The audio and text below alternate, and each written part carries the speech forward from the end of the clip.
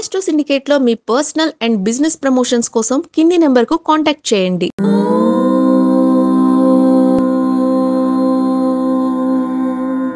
ఓం శ్రీ గురుభ్యో నమః. హరి ఓం. వాగర్ధావివ సంపృక్తౌ వాగర్ధ ప్రతిపత్తయే జగతః పితరౌ వందే పార్వతీ పరమేశ్వరౌ. శ్రియః కాంతాయ కళ్యాణ నిధయే నిధయేర్తినాం శ్రీవేంకట నివాసాయ శ్రీనివాసాయ మంగళం. అందరికీ నమస్కారం. మనం ఈరోజు 27 మార్చి 2025 గురువారం రోజున మాస శివరాత్రి. ప్రతి మాసం కూడా అమావాస్య ముందు వచ్చేటువంటి తిథి మాస శివరాత్రి మనం జరుపుకుంటూ ఉంటున్నాం. ఈసారి మనకి గురువారం రోజున శతభిష నక్షత్రంతో ఉన్నటువంటి తిథి రావడం, గురువారం అవ్వడం ఈరోజు మరొక విశేషత ఉంది. వైష్ణవులకి మధ్వలకి అంటే బ్రాహ్మణులలో ఒక్కొక్క రకం, ఒక్కొక్క వర్ణం, ఒక్కొక్క వర్గం వాళ్ళు, ఒక గ్రూప్ వాళ్ళకి, శైవులకి స్మార్తులకి, శైవులకేమో మాస శివరాత్రి మాత్రమే పండుగ, మధ్వలకి వైష్ణవులకి పారణ, విష్ణు సహస్రనామ పారాయణం చేసుకోవడం, ఆ రోజు పారణ అంటే 10 మందికి భోజనం పెట్టడము, ఆ రోజు వారు ఉపవాస దీక్షని విరమించడం.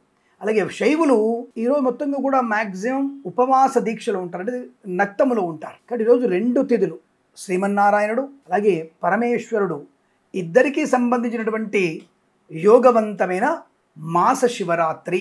కాబట్టి ఈరోజు తప్పకుండా ఎవరెవరైతే ప్రాతకాలంలో నారాయణుడి దర్శనాన్ని, శ్రీమన్నారాయణుడి సేవ చేసుకున్న వారికి, విష్ణు సహస్రనామ పాలన చేసిన వారికి, అదే సమయంలో సాయంకాలం ప్రదోషకాలంలో శివదర్శనము చేసుకున్న వారికి, శివాష్టోత్తరం చదువుకున్న వారికి ఎటువంటి పీడలు కానీ, నష్టము కానీ, కష్టము కానీ జరిగే అవకాశము లేదు. 12 రాశుల వారికి విశేషం. అందులోనూ మనకి రాబోయేటువంటి షష్టగ్రహ ఈ ప్రమాదం గురించి సూచిస్తున్నటువంటి అందరూ కూడా చాలామంది మేధావులు కదా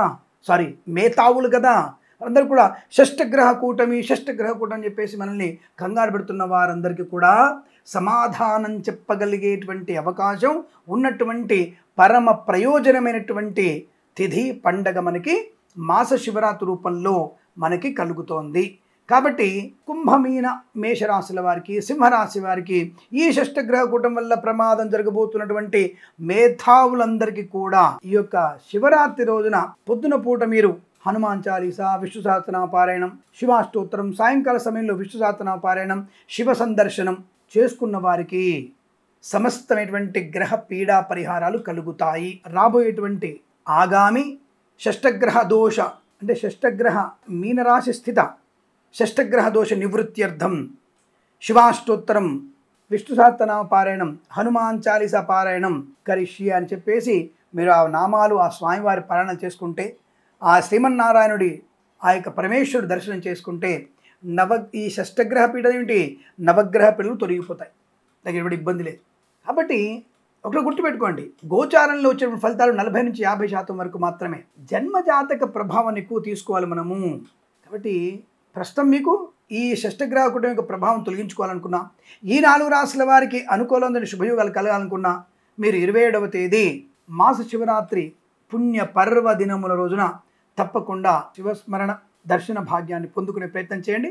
సాయంకాల సమయంలో అంటే ప్రదోషకాల సమయంలో శర్కరతోని, చెరుకు రసముతోనూ, తేనెతోనూ, బెల్లము నీళ్లతోనూ ఆ శివుడిని అభిషేకించిన వారికి ధనానికి లోటు ఉండదు. పొద్దున్నుంచి సాయంత్రం వరకు హరినామస్మరణ, సాయంకాల సమయంలో హరనామస్మరణ చేసిన వారికి శుభయోగం. శివ అననివాడు శవంతో సమానం.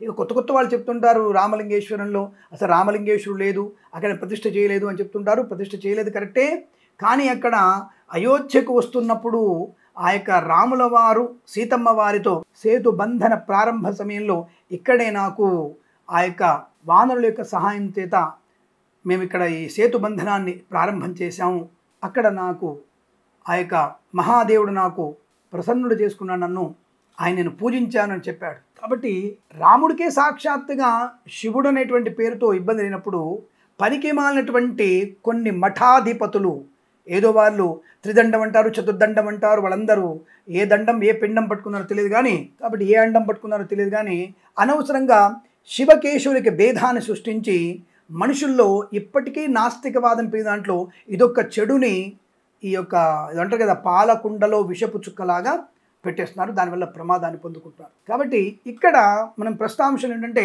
శివకేశవులకి భేదము లేదు. అద్దము ముందు శివుడు నిలబడితే కనిపించేవాడు నారాయణుడు, నారాయణుడు అద్దము నిలబడితే కనిపించేవాడు శివుడు. అంటే అద్దంలో తనే, బయట కూడా తనే అన్నట్టుగా భావన. అటువంటి భేదము లేనటువంటి ఇద్దరు భగవంతుళ్ళు, బ్రహ్మగారి యొక్క రూపము, బ్రహ్మ విష్ణు మహేశ్వరుడు ఒకటైనటువంటి విధానాన్ని మనం పొందుకొని ఆ రోజున తప్పకుండా అనుకూలవంతమైనటువంటి ప్రజలు నీ మత ఆచారం ఆచరించండి, ఎవరి మతాన్ని ఆచరించాలి. కానీ విషపు యొక్క విషయాల్ని బయట చెప్పకూడదు. పురాణాల్లో లేని విషయాల్ని బయటికి వెళ్ళగట్టి మేము మాత్రమే కొన్ని విషయాలు తీసుకున్నాం, శివుడు మాత్రమే గొప్పోడు, నారాయణ మాత్రమే గొప్పోడు అనేటువంటి తప్పుడు ప్రచారం చేయకూడదు అన్న విషయాన్ని గుర్తుపెట్టుకుంటూ ఈ రోజున మధ్వలు వైష్ణవులు పారణ చేసుకుంటూ, అంటే పారణ అంటే ఏమిటి, మీ యొక్క ఉపవాస దీక్షని పూర్తి చేసుకొని ఆ రోజు పారణం చేసుకొని ఈ యొక్క స్మార్తులు కానివ్వండి, శివభక్తులు కానివ్వండి, శివుడి కోసం పూజించేటువంటి వైఖానసులు కానివ్వండి, అలాగే వైష్ణవులు కానివ్వండి, మధ్వలు కానివ్వండి, తప్పకుండా ఆ రోజున శివనామస్మరణ చేస్తూ సాయంకాల పూట ప్రదోషకాలంలో అభిషేకం చేసి ఆనందమయ శుభజీవనాన్ని పొందుకోవాలి. కాబట్టి 27 మార్చి 2025 గురువారం రోజున తప్పకుండా ఇటువంటి పూజాధికాలు చేసుకొని ఈ యొక్క మాస శివరాత్రి రోజున స్వామివారికి చేసినటువంటి అభిషేక అర్చన ఆనందమయ పారాయణలు మీకు శుభాన్ని, సమస్త గ్రహ పీడల్ని తొలగింపజేసి అష్టైశ్వర్య ప్రాప్తి కలిగిస్తుండడంలో సందేహం లేదు. మరి ప్రదోషకాలంలో తప్పకుండా మీరు ఈశ్వరుడికి అభిషేకం చేయండి. ప్రాతకాలంలో నారాయణుడి యొక్క విష్ణు సహస్రనామ పారాయణం చేసి ఆనందమయ శుభజీవనాన్ని పొందాలని కోరుకుంటూ సర్వేజన సుఖినో భవంతు. ప్రేమతో మీ కిరణ్ శర్మ. తప్పక మీరు మన ఛానల్ని మరొక 100 మంది చేత సబ్స్క్రైబ్ చేయిస్తారని కోరుకుంటూ నమస్కారం.